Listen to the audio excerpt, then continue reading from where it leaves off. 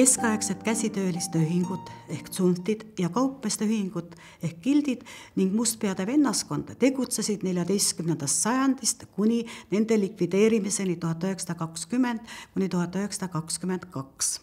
Keskaja ühiskonnas oli neil ühingutel tähtis roll pakkuda oma liikmetele turvalisust, kaitsta nende ametialaseid ja religioosseid huve ning korraldada seltsi elu. Tutvustan teile lähemalt mustpeade vennaskonda, vallaliste kaupmeeste ja kaupmehesellide gilditaolist koondist, mis asutati 1399. aastal. Liikmeks võeti vastu alates 18. aastast. Kui kaupmees abiellus, suundus ta suurgildi. Vennaskonna maja asub Tallinnas Pikal tänaval ja põhiliselt baltisaksa päritolu Eesti kodanikest koosnev ühendus tegutseb tänapäevani. Vennaskonna kaitsepühak on mustanahaline Püha Mauritius. Kaitsepühakust tuleneb ka nimi mustpeade vennaskond. Vennaskonna siseelu oli kuulus seltsielu ja pidustuste poolest. Liikmetel oli kombeks sel puhul teha vennaskonnale kingitusi. Kingituste hulka kuulub ka haruldane nõndanimetatud hirvejalg, mille sisse asetati klaaspokaal. Pokaalist joodi pidustuste ajal veini, aga ka õlut.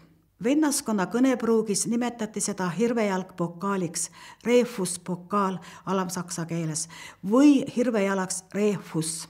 Pokaali silmatorkav nimekuju tuleneb legendist. 1219. aastal, kui Taani kuningas Valdemar II vägi Toompea all seisis, hüppas Toompea nõlvalt alla põgenev hirv, kes murdis oma jala. Nõlva kutsutakse refussi nõlvaks ja sellest nimest tuletati ka Tallinna varasem nimi Reeval. Kullatud sõraga hirvejalg toetub puidust reitud ümarale alusele ja on tumedaks väritud nahaga kaetud. Karikahoidja esikülje ülemisel äärel asunud sõnalindil mustade tähtedega halvasti loetav saksakeelne tekst annab teada, et karikahoidja kinkis ühingule vend Thomas Carhult 1614. aastal. Teksti all on 3 polükroomset vappi, nende vahel vennaskonna valitud vanemate Paul Knipperi ja Paul Kellermanni nimed. Muuseumi kogus on hoiul veel vanemad 1580.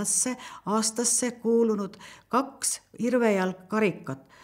Teadaolevalt kasutati hirvejalgu karikahoidjatena ka varasemalt.